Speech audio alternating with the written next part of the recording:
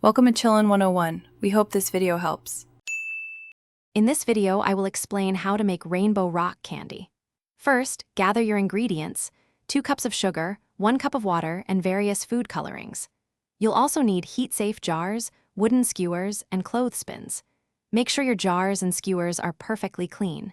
This preparation is crucial for successful crystal growth, ensuring your rock candy turns out beautifully vibrant and delicious. Next, we'll create the supersaturated sugar solution.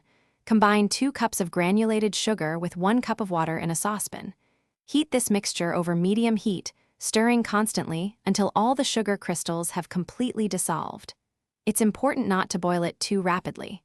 Once clear, remove it from the heat and let it cool for about 10 minutes. This cooling step is vital before adding your vibrant colors. Now for the fun part, adding color. Carefully pour the slightly cooled sugar solution into separate heat-safe jars, one for each color you desire. Add about 5 to 10 drops of your chosen food coloring to each jar and stir gently. Next, dip a wooden skewer into the solution, then roll it in granulated sugar to create seed crystals. Suspend each sugared skewer in its jar using a clothespin, ensuring it hangs freely without touching the bottom or sides. Finally, it's time for the magic of crystal growth. Place your jars in a cool, undisturbed spot where they won't be jostled.